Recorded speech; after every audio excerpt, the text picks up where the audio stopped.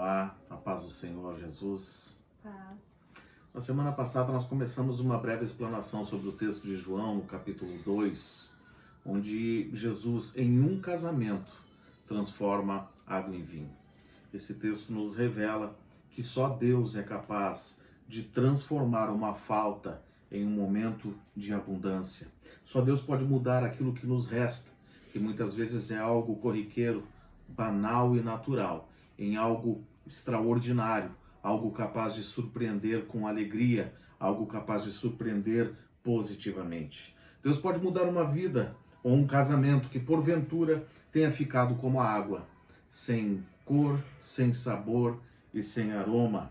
Ele pode fazer com que esta vida ou este casamento se torne uma fonte de alegria ou de prazer, com cores marcantes, um sabor agradável e um aroma agradável. Aquilo que para muitos já havia acabado é transformado em algo novo e ainda melhor do que aquilo que se tinha antes.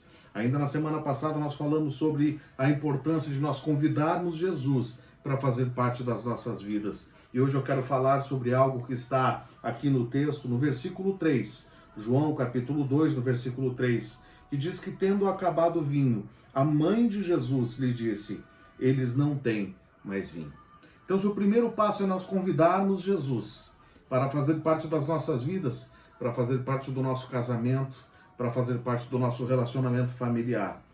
O outro passo também fundamental é nós levarmos ao Senhor Jesus aquilo que nos falta. Levarmos e apresentarmos ao Senhor Jesus a nossa necessidade. Aqui eu vejo uma mulher virtuosa, uma mulher muito abençoada, uma mulher sábia, que era a irmã Maria. Era a única pessoa naquele lugar que de fato sabia quem era Jesus. As pessoas ainda não sabiam que se tratava ali do Filho de Deus. Maria, com seu conhecimento, Maria que havia criado Jesus, Maria que era a mãe de Jesus, naquele momento agraciada por Deus, ela leva a Jesus aquela necessidade. E me chama a atenção a capacidade de percepção que ela teve. Maria percebeu a falta. Maria percebeu que algo estava errado.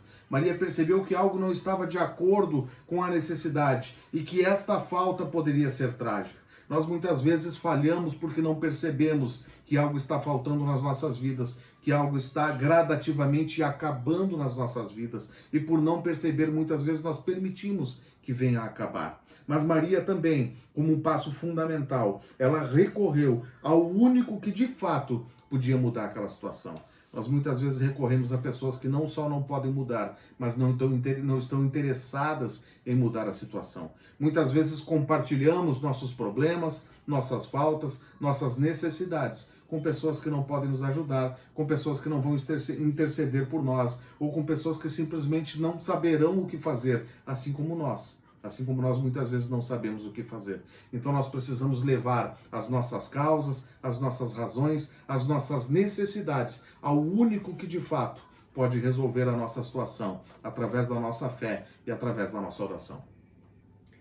E agora, puxando um pouquinho para o lado das esposas, das mulheres que normalmente têm uma visão mais ampla da situação e conseguem perceber de uma forma mais nítida alguma falta, alguma dificuldade antes que o homem perceba, né? Eu estava conversando com o Anderson antes de começarmos o vídeo e eu lembrei que quando nós estávamos nos firmando de volta, né, para Jesus, a gente conversava e eu percebia que o Anderson, ele ainda não estava da mesma forma que ele era antes, que com o chamado dele tão claro para a vida dele, as coisas que ele falavam ainda eram muito fortes em relação ao que ele estava estudando e a visão que ele tinha das coisas aqui de casa não coincidia com as coisas que ele pensava anteriormente. Era muito forte a visão que ele tinha do tempo em que ele estava afastado ainda. E aquilo me entristecia demais, porque eu me sentia até mesmo muito culpada às vezes por ver ele com aquele tipo de pensamento. E ao invés de eu colocar a situação para Jesus, né, colocar a falta para Jesus, eu muitas vezes eu conversava com ele e eu queria impor que ele pensasse diferente, eu queria lembrar que ele não era assim, queria lembrar que ele já tinha pensado de uma outra forma, e isso causava muitas vezes uma discussão entre nós, um afastamento ainda maior. Até que teve, né, um dia que eu clamei a Jesus e disse: Jesus, eu quero que tu venha encher ele novamente, porque eu sei o plano que tu tem para a vida dele. E a partir do momento que eu comecei a clamar, eu lembro que eu me coloquei diante de Deus e comecei a fazer um jejum pela vida do Anderson. Claro que agora eu tenho um entendimento diferente a respeito do jejum, mas foi a maneira que eu encontrei naquele período de colocar a vida do Anderson nas mãos do Senhor, para que ele pudesse fazer aquilo que ele sonhou para a vida do Anderson. E eu lembro que um tempo depois a primeira pregação dele foi no culto de jovens, e depois dessa pregação eu mandei mensagem pro Paulo Marcelo, e agradecendo ele. A gente conversou algumas coisas a respeito do Anderson, e ele me disse: foi tu, Renata, que me deu a confirmação que o Anderson estava preparado para voltar a pregar, porque tu me disse em uma das nossas conversas que tu tinha voltado a ver Deus na vida dele. E foi bem isso que aconteceu. Gradativamente, Jesus foi transformando o Anderson, e o Anderson voltou a ter uma visão ainda mais avançada do que ele tinha antes de se afastar dos caminhos do Senhor.